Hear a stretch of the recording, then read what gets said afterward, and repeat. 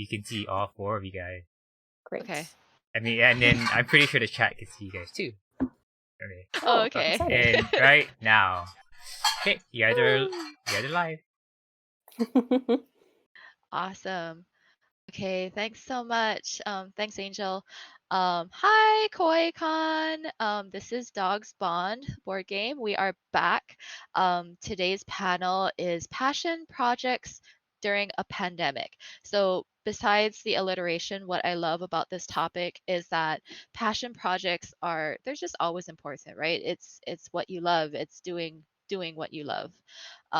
But during a stressful time like a pandemic, it's even more important. So we have the creators and artists behind Dogs Bond board game joining us today. So I'll give them a second to introduce themselves. Alex, let's go alphabetically. Easy. Hey, I'm Alex Liu, and I'm the game designer behind Dogs Bond, and been working on this project since 2017, and really kicked it into high gear about a year ago when I got to meet and bring onto the team Sarah and Kiki, who are with me today, and I'm excited to be here at Kawaii Kon. Awesome. Welcome. And Kiki? Hi, I'm Kiki, as previously mentioned. I'm the graphic designer working on Dogs Bond. I primarily do in-house stuff, so this was my first official freelance venture, which is fun and exciting. I started the project in January. It was January of this year or last year? Mhm. Yeah, okay, January of this year. It all runs together. Time matters anymore, yeah. Yes, exactly. That's me. Awesome. Welcome. And Sarah. Yeah, hi, I'm Sarah Mills. I'm the illustrator on Dogs Bond. I've been working as an illustrator for, like, what did I say yesterday, 9 years, since like 2010 or something. It's been a long time, but Dogs Bond has been one of the biggest and most fun projects that I've worked on. Yeah. Awesome. Thanks so much. Yeah, Welcome, I guys. told Alex early on that he was like favorite client slot, and I feel like I don't know, I can't confirm, but I feel like he's been like working extra hard to keep that prestigious title. You got to fight for it. Yeah. You got to fight for it. I mean, just drop you to pit with my other clients. Sorry. Knowing what I know of Alex, I think that was the right move to say that you're his favorite, or that he's your favorite. So very smart. Very smart. So welcome, everyone. We have a few questions to start us off.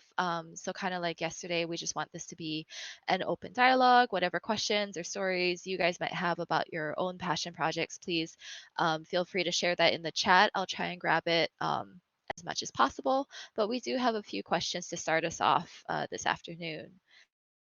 So let me pick a nice, easy one and ease us into it. Okay, do you feel like with the pandemic going on that there is more or less time or motivation to pursue your passion projects? So either way, do you feel like you're more busy, you can't focus on one passion project and you just kind of bounce around, or do you feel extra motivated to just focus on one? Let's start with Alex. Yeah. Well, if as folks get to know me, lots of ideas come into my head and many balloons. There's one cartoon that I love where it's like, oh yeah, there's an idea, grab that balloon and grab that other balloon and grab the other. Oh no, right? Like that's me. That has always been me. And so really doubling, tripling down during this kind of really stressful time of, can't go outside, can't visit with my friends. I'm in California, so we're the orange sky people. So we had to hunker down for even more reasons. So it's been really important and actually to me beneficial for my mental state and sanity to have a project that I could really sink my teeth into and work on day after day after day, because I'm progressing and we're advancing kind of a cool thing that normally I wouldn't have time for, right? Whether it's commuting to work or going into the office, like having to go get groceries, like just things that normally you would go out and like run errands for. now it's completely different in the way we do it. And while I miss, of course, interacting with all of my friends and family, like, you know, this also gives me kind of the perfect reasoning and excuse to really focus on something and advance it. And that's what we did over the last, 9 months, really. Quarantines didn't really change the way that I was operating too much, because I knew I would have to buckle down if we wanted this board game to get launched. And we did it. And so I think in the whole time, I've maybe felt 1 or 2 days of the Groundhog Day syndrome that made me feel kind of sad. But yeah, I've been very fortunate. Working on Dog Spawn has given me that, not only the passion project, but also purpose. Awesome. And Kiki, did you want to add in anything? Sure. I think, like Alex said, having something to work on and put your energy into during the pandemic has been very helpful. On the other hand, like having all this downtime, you would think that you would be like super productive because you don't have to go to work anymore. I don't have to do a lot of things that I used to have to do. But it's honestly kind of difficult to find motivation just because I feel like everything is exploding around me. So it's like a little bit sad. It doesn't feel like a vacation or anything. So sometimes it honestly is hard to find the motivation to work on like my art or something, for instance, when all I wanted before was time to do it. And now it's just kind of like, I don't know. But I still do it because despite sometimes trying to get over a hump to get yourself to do it, I think it's more valuable to push through it and get started, and then you feel better for the most part. Exactly. Yeah, I feel like I have found myself with, time is a weird thing to ask about because while technically it seems like there is more of it, there is not there's still mental cycles being taken up by the things that used to exist in in that time that is no longer occupied. Right. So I'm lucky enough that my some of my one of my clients scaled back some time due to COVID, but like with Dog Spawn being my biggest project and that still going full steam ahead, I didn't lose. It's not like I lost income. There was still work to do and be done. I have worked remotely anyways. I always work from home. So like tangibly, there's not a big change in my circumstance or my schedule or anything. But just the overbearing everything, it feels like, yeah, technically, there is more. I'm at home more, or I have no like distraction, no outside distraction to focus my home. It still feels like, I'm doing a lot more just kind of like sitting and watching TV or laying on the couch, trying to de-stress from the state of everything. So yeah, time is a weird way to phrase it, or to a weird thing to focus on. But like in terms of productivity, Dogs Bond has been really great in just keeping a regiment or something to focus on. As soon as like production on the art ended, it was like, oh, this is what everyone else is dealing with. I'm completely untethered, and there's nothing Welcome. to do. Yeah, it was like that. I'm trying to come up with some more things to sort of like regiment my time. I did Dogist shortly after we wrapped the art production on Dog Spawn during the month of August, and having one thing to do per day of like, okay, no matter what, I have to pick up the pen and just make something. It sort of helped track the days a little better. But it's also, I think, important not to. I didn't want to begrudge needing to take some time off.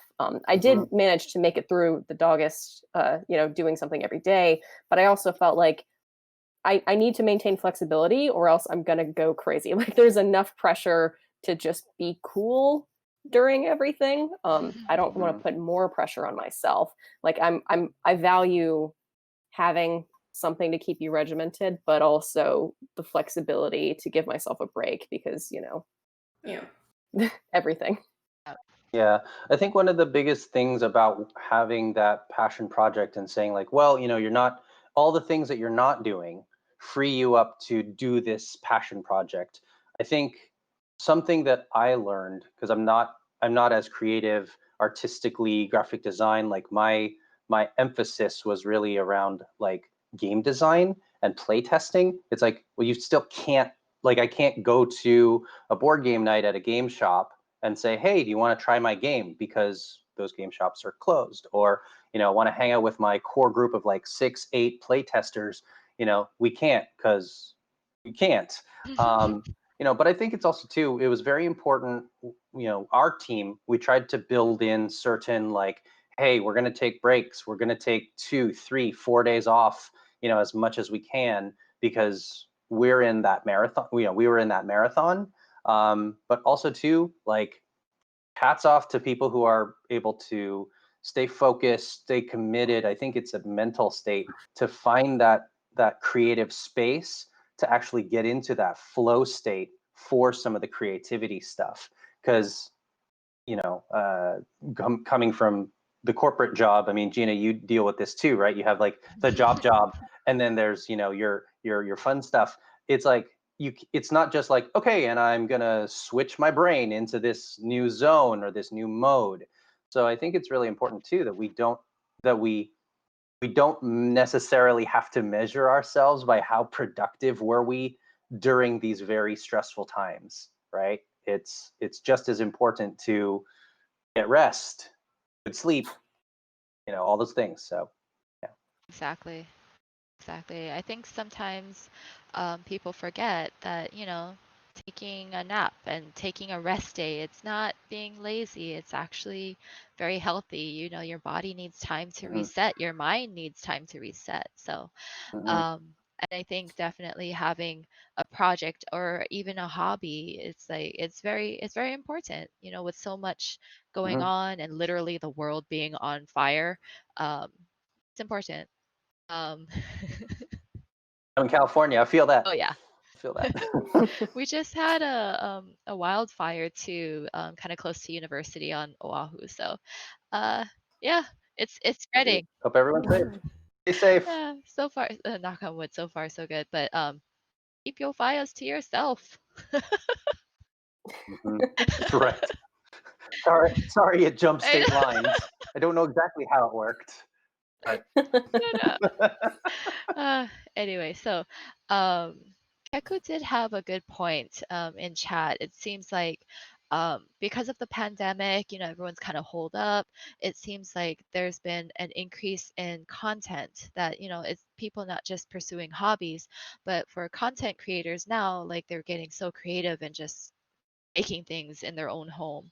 Um, then you see people collaborating in different countries, in different states, and it's amazing. Have you guys either at work or in Dogs Bond, have you found it actually easier or harder to collaborate and work with others and create content and buzz around the board game?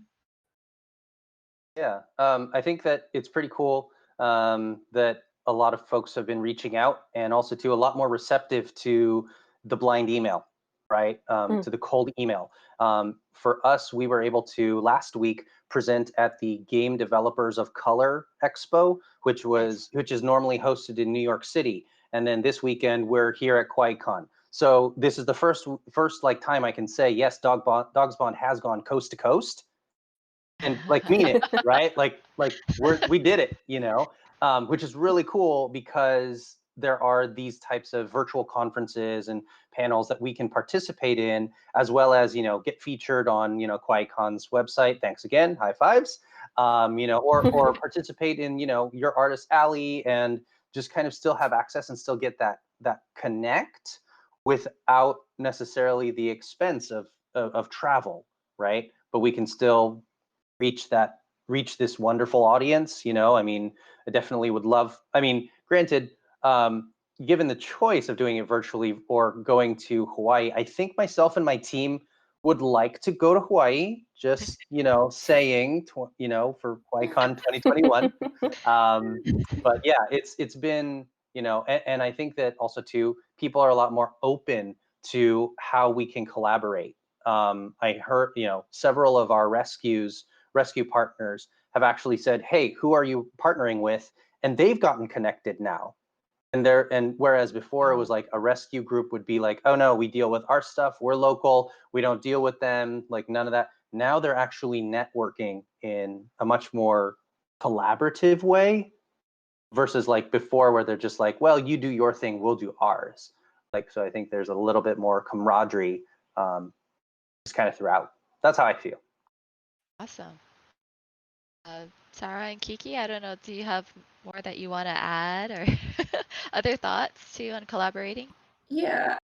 Yeah, I think it's pretty cool. I think, to Alex's point, noticing the camaraderie of content creators and artists during this stressful time. Like something that I noticed a lot of artists doing was putting out like free coloring pages, for instance. Like, hey, I know you guys are all bored and stuck at home, and I can make this thing, and everyone can enjoy it in like an interactive way. So I really liked that we even made dog spawn coloring pages for rescues and other people to use, and people seemed pretty into it. So I thought that was just like a cool thing that we Nice. could contribute. Yeah. Nice. Yeah, we've had I think this happened to a lot of people, but at the start of the pandemic when like everybody was trying to figure out Zoom for the first time, I had a lot more meetings and video calls with extended family that I rarely see in ordinary circumstances, that we spent, like an hour and a half just hanging out virtually because, they had to learn it. And so there is a little bit of that of like there's virtual playtesting groups, for example.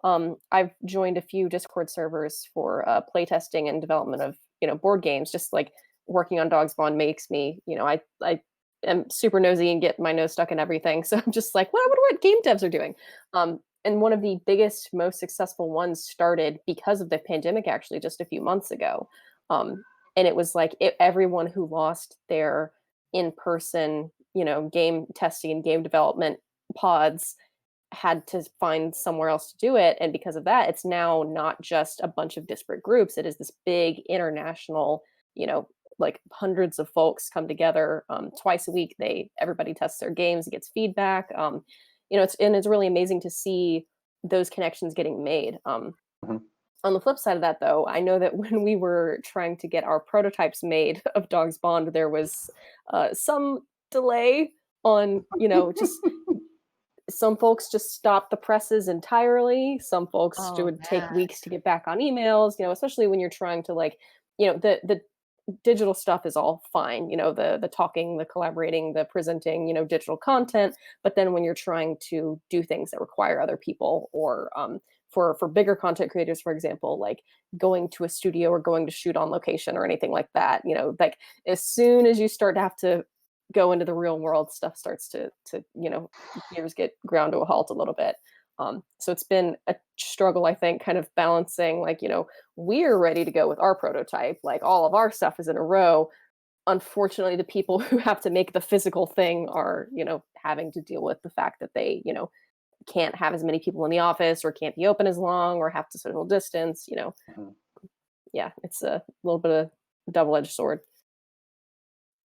Definitely. It's weird world right now. It's I mean, especially in a culture like in Hawaii where you see somebody and your first reaction is to hug them, just in general, like I see a friend I haven't seen in a long time and you just want to go and hug them and you really can't. Like it's that initial of like, just kidding. Mhm. Yeah, yeah, it's been a lot of that. So, um definitely getting creative with your collaborations, and I love that you guys brought together so many rescues, and um it's huge. I think not even like just within your own networks being able to network, but bringing other networks who might not have necessarily thought to work together before, but Mhm. bringing them together as well, like that's an awesome thing. Um, Mhm. so is Yeah, and it's I'm really grateful that folks are more receptive to it, and especially I hope that's one thing that sticks with us after the pandemic is over is that more people are more tech literate and more open to Mhm. the international, no borders internet that we have. mhm, That's a good point. I definite. like that. I think yeah, everyone's kind of becoming their own IT department, kind of. Mhm. Yeah. Yep. So it kind of sounds like everyone has uh like project ADD, like they like to have like you have so many ideas and so many things that you want to work on. How do you choose? How did um I feel like the whole board game idea has been on Alex's plate for a while, but how did you guys choose out of all of the projects that had going on and all the balloons that you've been grabbing out of the air? Like how did you choose? Um, and maybe we can go backwards this time and start with Sarah. Yeah.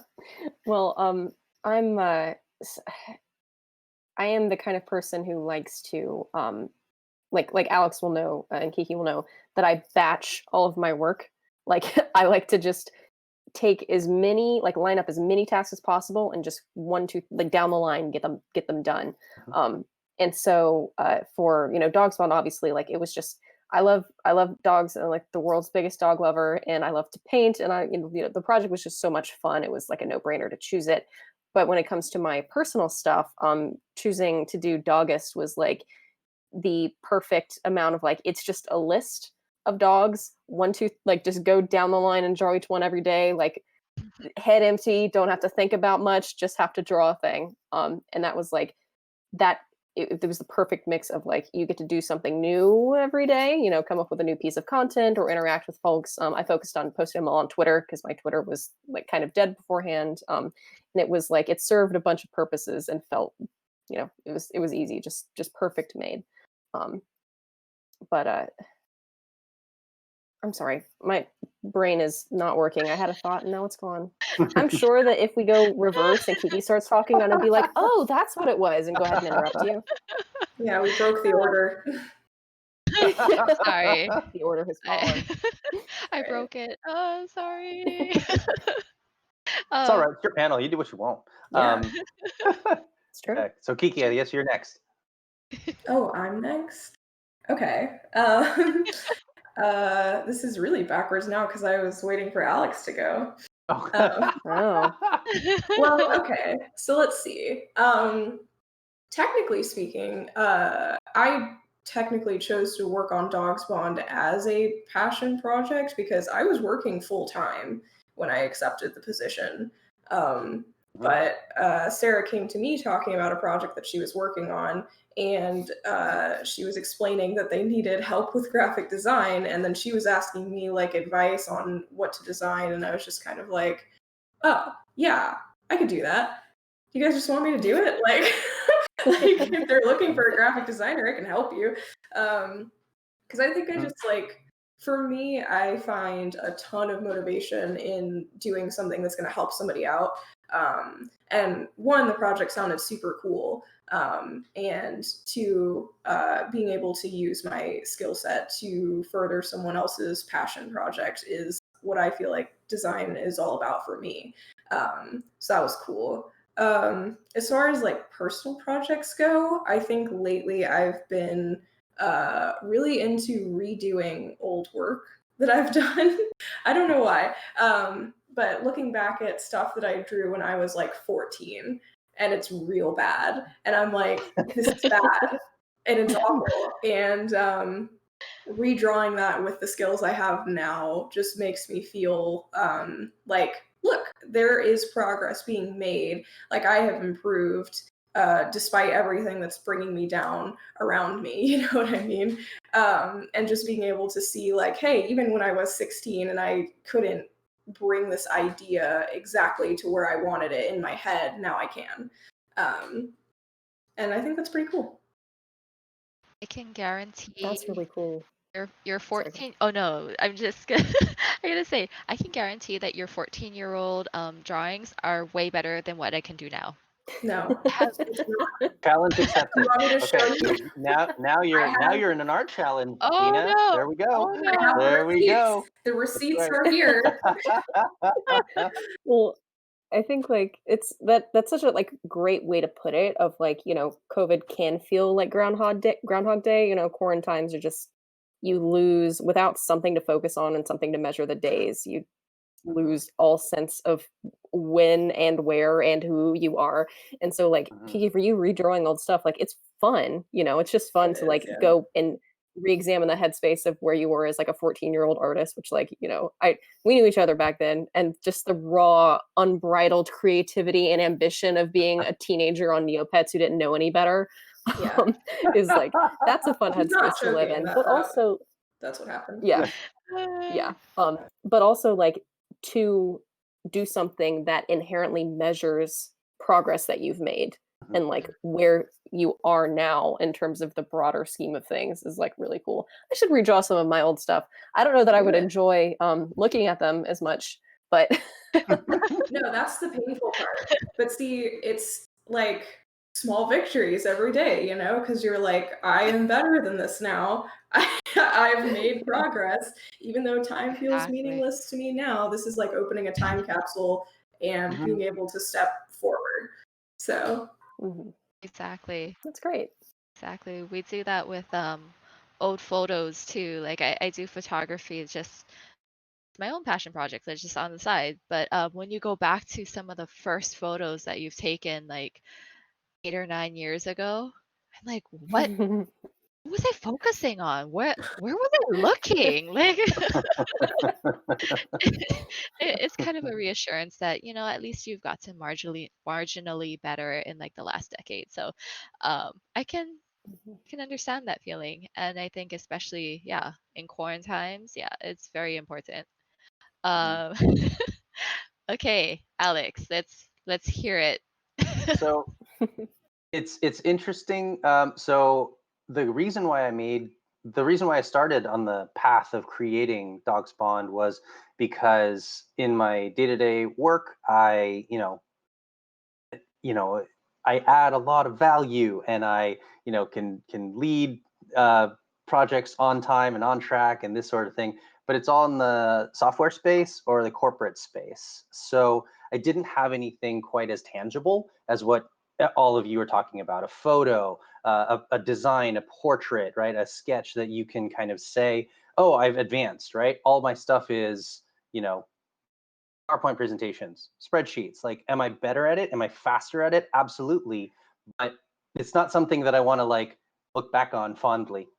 So for me, like really deciding to pick up Dog Spawned as the passion project I was going to focus on was a couple things. It was probably the closest thing that I had to like actually ready to go out the door, where my development cycles were fairly well done, right? Where like I'd gotten the game design figured out, the interactions, the kind of tension that I wanted in the game, and the strategies. And the thing that was not landing with people when I did play tests was art, graphic design. It was confusing. It didn't feel fun. It didn't feel like it drew you into the game until I got to work with wonderful art team, right? And so knowing that that was going to be my limitation, I decided to go to the wilds of the internet, and I Uh-oh. posted the job and I said, hey, please help me, right? Like, please help me find an illustrator, find a graphic designer. I understand sometimes they're one and the same person, sometimes they're two separate people or a team. Like, I want to make this project, so please help me. So it was like I had to advance, and I knew that I couldn't take it any farther. I had to collaborate, right? And so picking that up, and then testing it I tested the game with Sarah. Sarah then learned the game in a week, and then she had to teach it to others. And then she taught it to Kiki and played with Kiki. I mean, like, it was just cool to see that this game that I had created didn't fall apart in the hands of, in my hands when I tested with playtesters or even strangers. And then when I actually had, when I asked other people to take it on and really say, do you think that does this have legs? Get it? Dogs, legs? Okay, you have to like and follow the thing. So that was a lot of it. Wanting to contribute something tangible, wanting to create an experience that you wouldn't necessarily be able to download, was the whole reason why I did it, because I wanted to, I had stuff in my brain and I wanted to contribute it into reality, into the world. And that's how I chose it.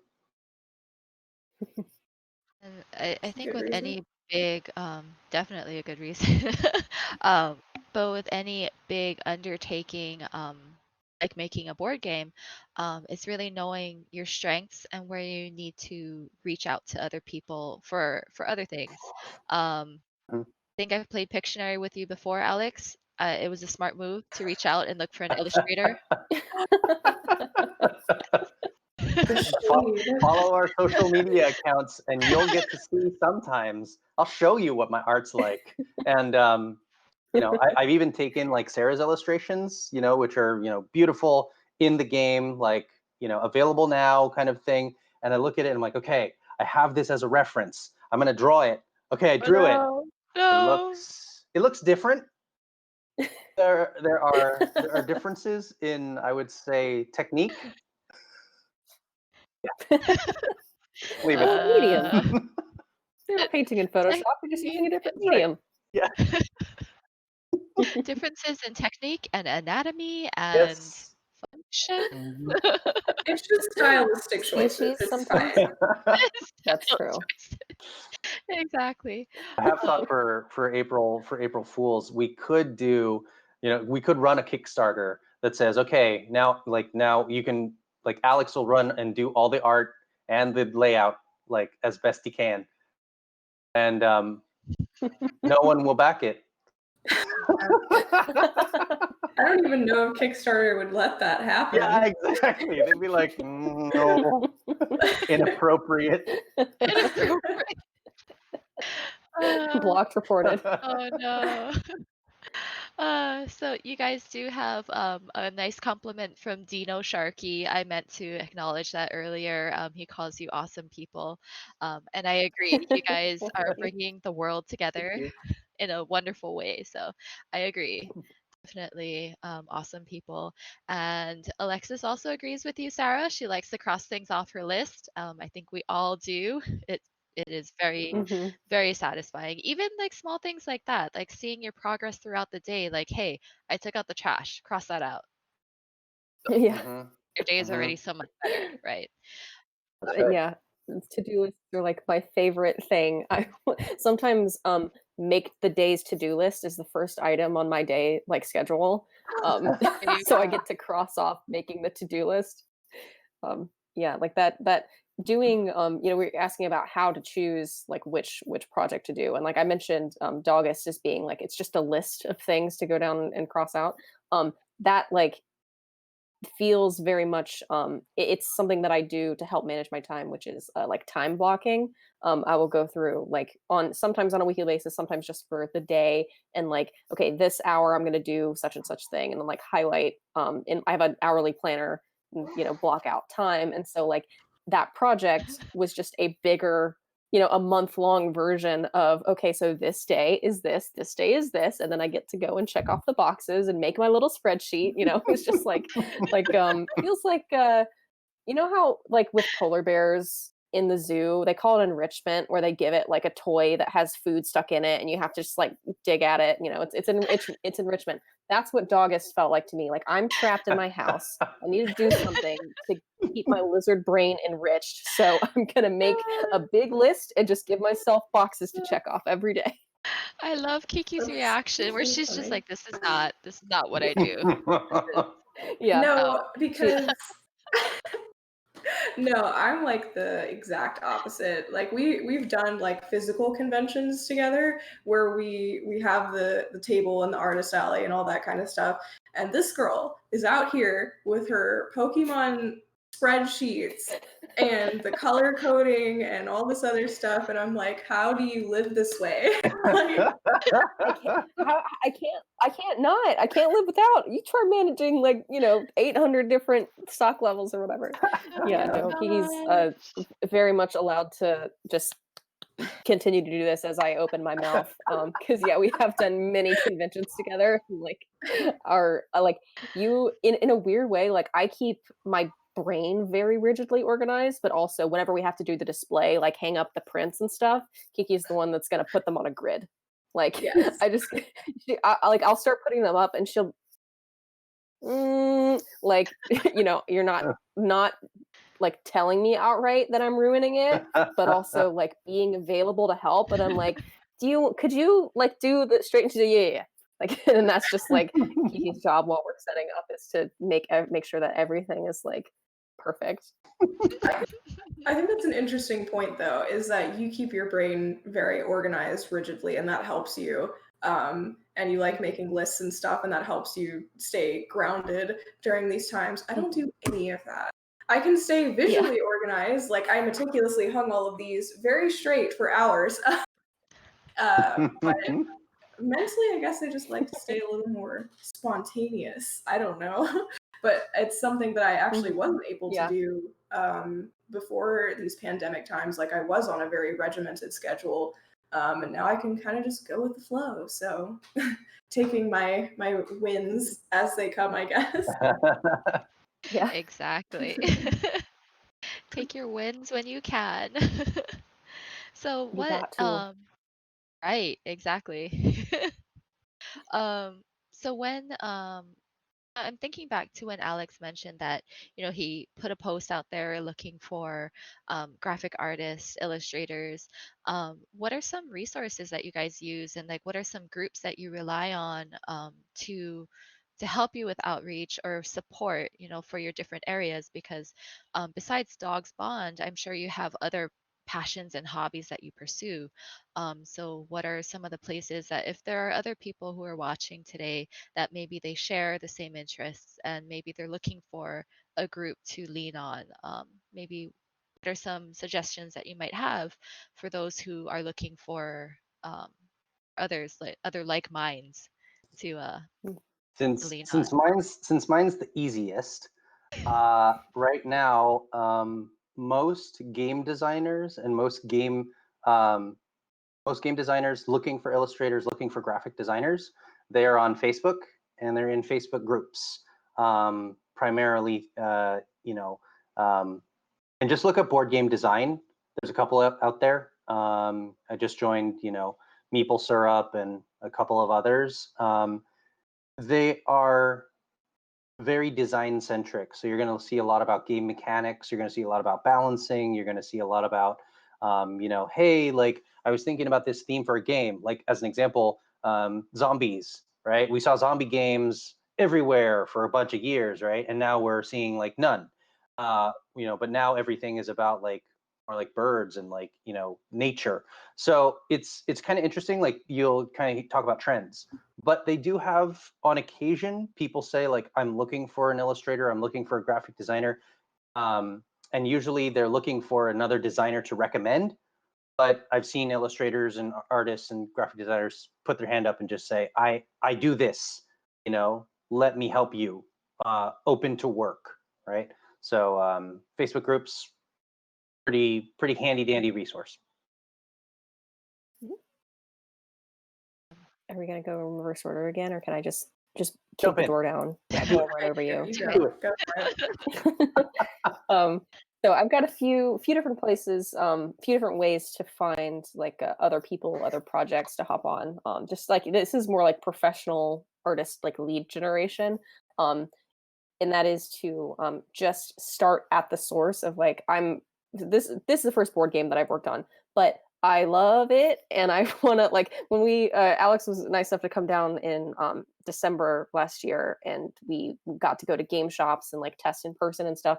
And at the game shops, just like pulling all the boxes off the shelves and checking out the art, that is a great source of finding like find a box that looks amazing and beautiful, something that like not too far off what my work is or what I want it to be, and then flip it over and see who did it. Who's the artist on this? Check out their website and then go see like who are they working for, what projects are they working on, is there any room for me maybe? Are they doing something? Is there something coming soon? And then who has work like them that has maybe or openings or studios or art directors and stuff like that. And you start with the passion project or the passion that you have for the thing, which is to say beautiful art and fun games.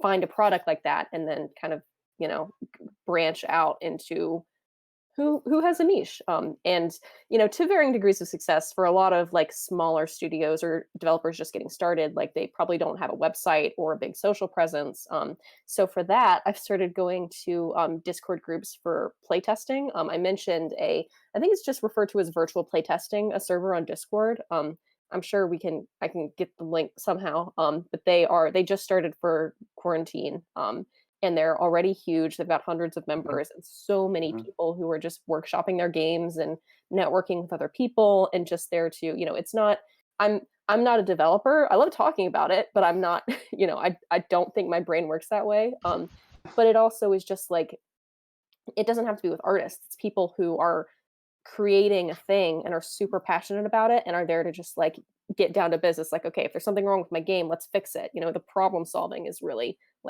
forward. And then on top of that, there are just general, like, there's so many niche Discord servers for art.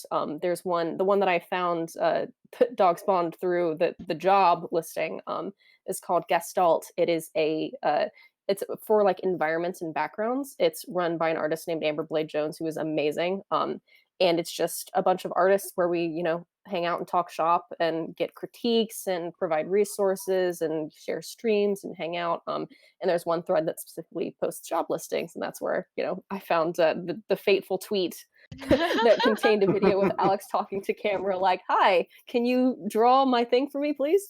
Yeah, it's that video is still available. So if you want to see how desperately I needed the help, it's there.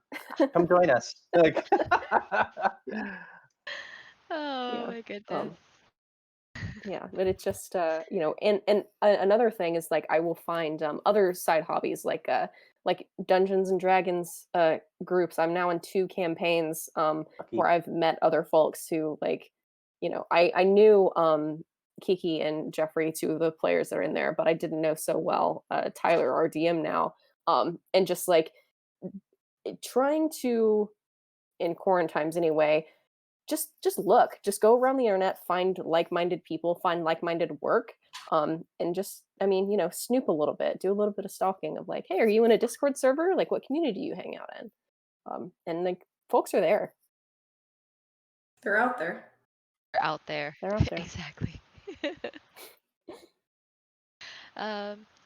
Key, I don't know, did you want to add anything for artists out there? No, I mean, I think that pretty much covers it. I think I mostly interact with other artists on social media. And I know Sarah sent me a couple of like Twitter links of people looking for jobs. So that's a pretty common thing these days, especially in quarantine times. So hang out on social media, I guess. That's pretty much all I have. I think it's also too important that you ask others to keep an eye out on your behalf. Oh yeah. The internet is a enormous place, and one person can only handle so many social media channels or handles or day or whatever. I didn't post to the fateful Discord post that Sarah found my project on. That was through someone who had heard about me from someone whom I had spoken to at San Jose Comic Con like that year, right? Where I had actually gone and physically introduced myself to every single artist in Artist Alley, pitched them my concept, and I said, if you're interested, let's talk. And a lot of people said, I'm really interested, I don't have the time. I'm really interested, I don't have the skill for dogs. And they were like, but I'll keep my eye out for you and I'll post it to other places. And I was like, thank you. So by talking to and it took me all 3 days, but I talked to every single artist in Artist Alley, so it's like 150, right? But at least I knew, I was putting out all the lines in the water that I could, and somehow, some way, it all kind of lined up, right? Where my preparation for the conversation and Sarah's preparation with like her art and her portfolio met that same opportunity, and that really drove us both to succeed, right? So yeah, it was really awesome. Well, just I think I used this term with you before, Alex, and you were like, what is that? The coconut wireless in Hawaii. It's it's how you learn about a lot of things here. It's just by word of mouth, right? Like somebody tells the next person, tells the next person, tells the next person. Social media has made it a lot easier. Um, so it's I guess it's still technically the coconut wireless because it's the internet. But The coconut Wi-Fi. yeah, oh, I like that coconut Wi-Fi. But any tips or suggestions then for people who are trying to connect with each other on social media? Maybe some things to not do or to do, look out for, that sort of Mhm. thing. Yeah. I mean, oh, I'm sorry. Discord is getting a little roboty for me. It Can is you hear me? body, yeah. Yeah, Oh I- Oh no. no. Uh-oh. Is it on my end? No. I can hear you fine, Sarah. Okay. I think it's good now. Okay. I think we're yeah, back. cool. Okay. There we go. Discord had to just butt in there for a second. Yeah. I so at least for me anyway, I find that the secret to social media is so simple, or at least to connecting and meeting folks, is to like be generous with your time, with compliments, with feedback, with sharing other Mhm. stuff. A lot of times, like you see it in all sorts of places, in art critique groups and playtesting groups. Everybody wants something. I want to get my work critiqued or shared, or I want my more followers or whatever. But like the more that you are willing to not ask for anything before you just give something to someone, be that like helping them out with a question that they have, or sharing a helpful resource, or sharing their work, or just giving a compliment, it you will get that back in spades. Of course, like that I hope that doesn't sound like I'm just like, oh well, if you want followers you just got to follow other people first, like that's not what I mean. If you are genuinely like it, just being nice and generous, then people like really value that, and you start to make friends with other people who can reciprocate. One thing not to do would be to again, just ask for everything, like, hey, follow me, no link, no nothing, it's not and sharing other people's work is saying, hey, you should follow this person because I know that you like this style of artwork, is something. But if it's just like you're not paying attention to someone else, you're not at all focused, and from like a professional like artist side, like if you're applying to every single job no matter what it is and your work isn't a match, then like clearly you're not thinking of meeting the client's needs, you're not thinking of them, you're thinking of just like, hey, I want this gig, I want the money, and people can smell that a mile away. Even on the internet, you can still, I guess especially on the internet, you can tell when people are not really like trying to make a connection. yeah, Mhm. definitely. Yeah. Yeah. I think because I'm on the game design side, which is very creative, but also too I'm trying to manage like the production and the fulfillment and like contracts for this game to be made. Fortunately for us, we were successfully funded earlier this month, and we are going to the presses. Right, we will be printing, which is awesome. I think one of the things that has been really good is also to asking meaningful questions and respecting people's time when they, kind of to what Sarah's point is like being generous, but also sending the elevator back down. Right? There are many people who have done the Kickstarter route, self-publishing route, who have done it before me. And so if I can get 10 seconds of their time, it's like you also too need to be very clear about your question. It's like, hey, do you want to hang out sometime and talk? It's like, about what? Like, what are, let's really, you kind of have to bound that scope as far as like, what is it that you need me to do or are asking me, right? Be clear with the request. If it's critique, if it is, playtest time, right? And two, be willing to, get some no's or not right now, and follow up and say, hey, I still think that you'd be very valuable to hear from, or to interact with. And here's what I can, if there's something I can help you with, just again, same thing, be generous. That's a good tip. Mm-hmm. I think too that but also too, and this is for any designers or folks who are looking to hire an art team, which I was very fortunate that I had the capacity to do. Right, not ignorant of that. That it was a very fortunate place that I had worked on the game for 3 years, but also too meant that I budgeted some dollars for 3 years to make sure that this thing had the ability to get through. Don't ask artists to do stuff for free, and you're just not going to get great quality energy into it. It's not going to that sort of thing. And there's a balance. There's a really careful balance there. If you're serious, ask, check out their portfolio, have a conversation. That's pretty easy.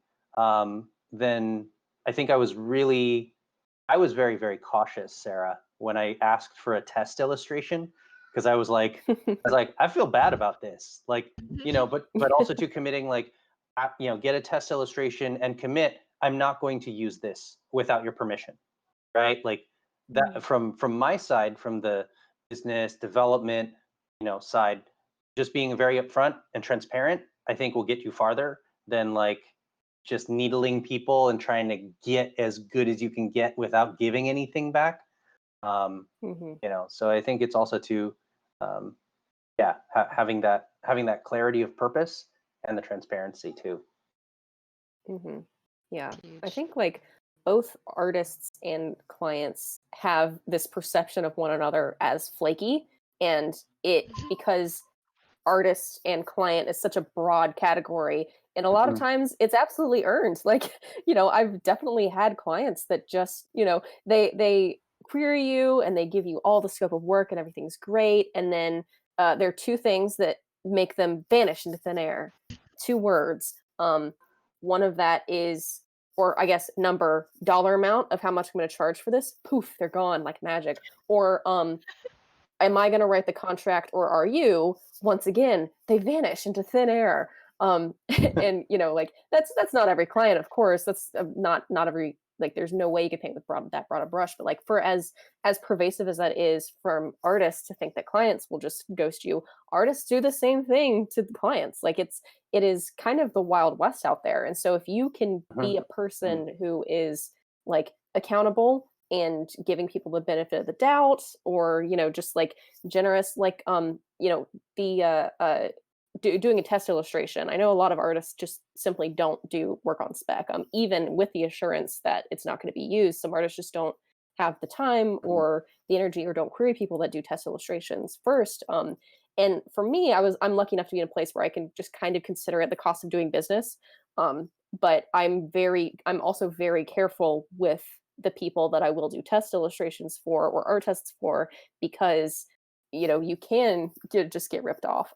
But in this instance, in the case of the test that I did for Alex, it was a very well thought out prompt. There was a lot of stuff. I could tell that this was not just I'm kind of on the fence and I maybe want to see what some art might look like to see if maybe I should budget. It was all very, he was very accountable and very responsive and had everything all ducks in a row. So I'm like, okay, this is a serious thing. I can absorb the time lost if it turns out not to work out, which is, that's totally fair. You can do a test illustration and turn it down. But just the fact that he was willing to respond to me and ask about rates and ask about all that stuff up front and not shy away from that conversation was you already are head and shoulders above other clients from my perspective. And I think as an artist, Alex, you can confirm or deny, the same thing, just like Mhm. responding to your emails and also like just answering questions straight up, not being afraid Mhm. to not talk about your rates and stuff Totally. already. I don't know Totally, if you yeah. had any artists that just didn't didn't want to talk about any of that stuff. Yeah, no, exactly. We can't paint it all with a broad brush. My experience, though, was I tried to find an artist through my own social network. Like, hey, I need a friend of a friend who is an illustrator, who's an artist, and tried to go that route. And actually, it delayed Dogs Bond by a full year.